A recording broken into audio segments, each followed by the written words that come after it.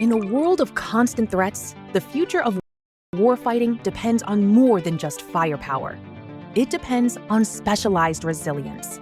Welcome to the Resiliency Algorithm, the podcast that unlocks the quantitative and qualitative strategies of the Integrated Prevention and Resilience Office. We're going beyond the headlines, analyzing the numbers, speaking to the airmen. Can you share a turning point? And predicting the challenges we're facing in building a force that's not just reactive, but proactive. Join us as we decode the future of resilience, one conversation at a time.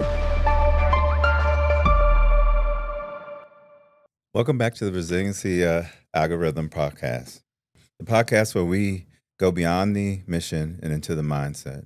I'm Darren Powell, the Director of the Integrated Prevention and Resiliency Office, and today we are honored to have a guest who needs no introduction, but we'll give him one anyway. He's a leader, he's a mentor, Colonel Travis Elliott. Sir, welcome to the show. Thank you, Darren. It's a pleasure to be here. Thanks for having me. Okay, good. We know your schedule's packed, and so we skipped the fluff, and we'll dive right in. We've got a few questions lined up, but this is more conversation than Q&A. So let's kick things off with a question that gets to the heart of your journey, and maybe inspire a few future airmen along the way. What first drew you to your career in the United States Air Force, and was there a moment and a mentor or a mission that sealed the deal? Yeah, so my immediate family I didn't have anybody real close that served in the military, but I did have an uncle. And when I was very young, he actually, at that time, he had retired out of the Air Force, and he was a pilot for one of the commercial carriers. And he used to take me on the aircraft. He'd take me down the elevator into the galley and tour, and I got to fly with him a couple times when I would go and visit him because they lived in Florida. And after that, I just fell in love with aviation, and that right there sealed the deal for me. Matter of fact, my parents, I think, probably still have a paper or a little drawing of when I was in the third grade drawing airplanes. And so that really led me to it. And it's a pretty cool story. 50 years to the day is when he was actually able to pin on my wings from when he had graduated pilot training. And it wasn't even planned. It just happened. And so Wow. it's pretty neat to look back on, and has been a huge influence on my life. And that's my Uncle John. Oh, nice. What a great story. What a great story. Yeah. Now let's lighten things up a bit. And for those of us who grew up around the Air Force, shout out to the DFAC warriors. This next one's a crowd favorite. If you could only eat one thing from the DFAC for the rest of your life, what would it be? And do you have a pro tip to make it even better? Yeah, so this one is near and dear to my heart because this goes way back to when I first joined. And at the Air Force Academy, we used to have these things we called hamsters. And I think the Navy still uses that term, and I know the cadets do, but it's cordon bleu. And I love some good cordon bleu. My favorite thing to do is to add hot sauce. I love spicy, and so I'll add a little spice to it.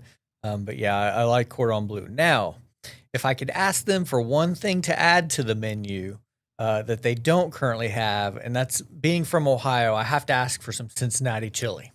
If you haven't had Cincinnati chili before, I would highly recommend it. But imagine taking spaghetti, but instead of spaghetti sauce, you put chili on top of it. So that is Cincinnati chili. It's a pretty big thing where I'm from. So if we could get some Cincinnati chili there, I'd be appreciative. Interesting. I got a daughter at Ohio State. I wonder if she knows anything about that. Oh, she better. Some Skyline chili. Okay. That's elite level DFAC strategy. Okay. Mm-hmm. Next up, we've all had the moment in the gym where our playlist betrayed us. You're crushing reps, and suddenly a guilty pleasure track sneaks in. What's the most embarrassing song on your playlist? And do you own it, or you skip it real fast? Yeah, so I own this one, and it goes way back as well. And are you ready? Ice Ice Baby by Vanilla Ice and Rob Van Winkle. So this goes back to 1991 when Vanilla Ice was on Teenage Mutant Ninja Turtles 2 doing ninja rap when they're fighting the mutants in Shredder, and then Vanilla Ice gets up there and starts rapping. And so at that time, I think I was hooked. There might have been a little bit of a hero complex there too that kind of rode along the way. But yeah, that's my go-to song. And you still may hear that every now and again as I'm driving down the road with the windows down. So. Yeah, I'm a Texan, so we Vanilla Ice is near and dear to our hearts. Being a Texan. I actually got to see him in concert one time in Valdosta, Georgia. Now, this was like 2004 time frame, so he wasn't quite as popular as he was during his, Yeah. he was going by Rob by then, but not quite as popular as Vanilla Ice days. But it was good. That's awesome. Awesome. Now let's shift gears and to something we all wrestle with, the stress. Whether you're in ops or support or civil servant, the pressure's real. After a long day of high stakes work, what is your go-to stress reliever? Something that helps you reset, recharge? Yeah, absolutely. So a couple things here. I think if you'll talk to some folks around me, they may say I have a problem, and that I may be a little bit of an addict, and that is golf. I love to golf. I have a very homemade golf simulator in my garage. It's completely made up, but works fantastic. And so I spend a lot of time in the garage. But it's a good place for a lot of folks to come and join in, and we just kind of sit and talk and watch some football and hit some golf balls, and a great way for me to relax. And it's a good opportunity too as you look at that work-life balance, right? It's tough. This job's hard. We ask a lot from our airmen, so finding that relief valve, and then also getting to spend some time with my family, my two boys.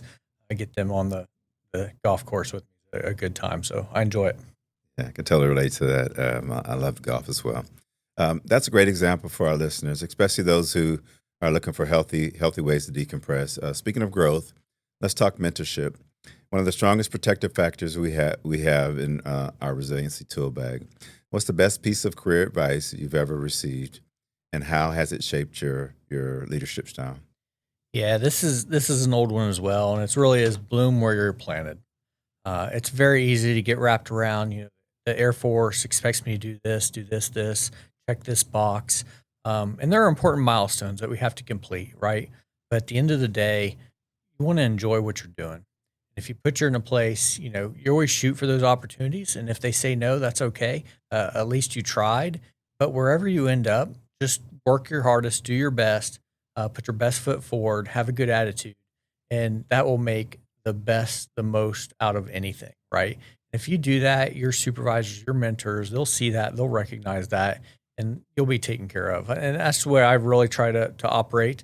Never know where I'm going to end up. I've had some things I put in for and I got that I never thought I would get. It were amazing opportunities, and had some things like, okay, let's go try this. And we get there, and like I said, just work hard and make the best out of it, and things will work out at the end of the day. And it makes the job so much more rewarding, and you're not getting all wrapped up about, I got to do this, this, and this. It's enjoy your job, go out there, do your best, and let the rest take care of itself. I love that. That's a great bit of advice. Let's build on that. Leaders are readers, and books can be game changers.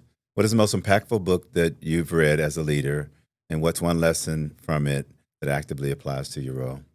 Yeah, I really like Extreme Ownership by Jacko Willink. In this book, a lot of great examples of where it just takes ownership of things, whether that's as simple as emptying the trash, right? Going out, leading from the front, in an organization where he really hadn't had his foot in the door, just started going around and emptying the trash. And that single act alone had him starting build relationships, build trust, build respect. And when he did that, it just totally changed the way the other organization interacted with him. And so there's a lot of humility there, right, as a leader, which I also think is very important. And so part of that, taking responsibility, just take responsibility for the tasks, the mundane ones, also lessons in humility, be willing to own it, that type of stuff. And so I try to do that. And the way I look at it is kind of really four things. The first I kind of hit on is family, right? Not only family at home, but the family in the organization. And so if you set that atmosphere, like, my chief is out, guess what? He's got life going on, I'm going to stand up and I'm going to help him out, take care of some things off his plate. If I have the same thing going on, life going on, I know that he's going to do that same thing. That's that kind of family atmosphere, knowing that you're going to step up for each other and help each other out. And then on to the accountability, like we already hit about, so that ownership, right? I'm human. If you expect me to be perfect, we are in trouble, right? And so owning that when we make a mistake, owning it, learning from it, making the rest around us better, that's the accountability piece. And just owning it, learning from it, and moving on, making the whole team better. And then finally is trust, right? Trusting folks, a lot of responsibility, right? We're sending folks out with $200 million aircraft, in their mid to low 20s. And congratulations, here are the keys, go execute. There's a lot of trust there. Same thing across the board. It's maintenance, airport, you name it, all the teams, a lot of trust. And so showing that trust and earning that, I think, is the next part of that. And then finally, just respect, right? It is so easy. I can't control somebody else's, how somebody else behaves, but I can absolutely control the way I respond. And so having that respecting each other goes a long ways. Never have I been successful when I'm sitting there, going to arms with somebody and we're both, a little more excited than we need to be. You never end up in a better spot. But if you can step back, listen, just get their side of the story, understand where they're coming from, and have that conversation. Okay, this is what I see. I see how you see it. How do we meet in the middle? That respect, I think, goes a long ways. And those are all kind of things, little things that come away from that extreme ownership, owning that. I like that. That's a great book. That's something everyone, regardless of their rank and role, can take to heart.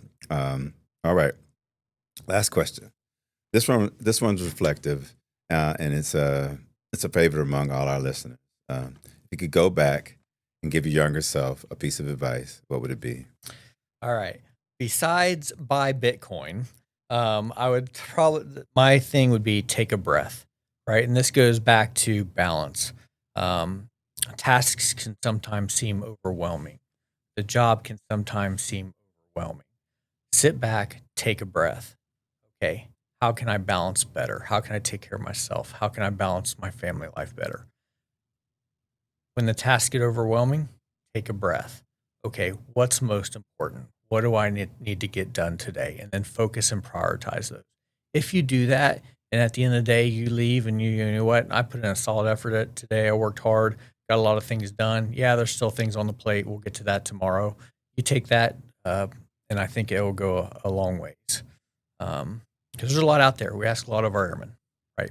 And so that's another way. Just take that breath, sit back, look at it, prioritize, and go, okay, that's how I'm going to move out. Nice. I love that. That's a powerful note to end on. And sir, thank you for your time, your candor, and your leadership. To our listeners, the airmen, the civilians, and the families, thank you for tuning in for the Resiliency Algorithm. Stay strong, stay connected, and we'll catch you next time. Thank you for joining us on the Resiliency Algorithm today. And remember, resilience isn't just about bouncing back. It's about building a stronger foundation to begin with. What insights did you take away from today's episode? Have any topics you want us to discuss? Feel free to share your thoughts and questions through our social media channels. Until next time, thanks for listening, and remember to always analyze with purpose, adapt with strength, and care without limits.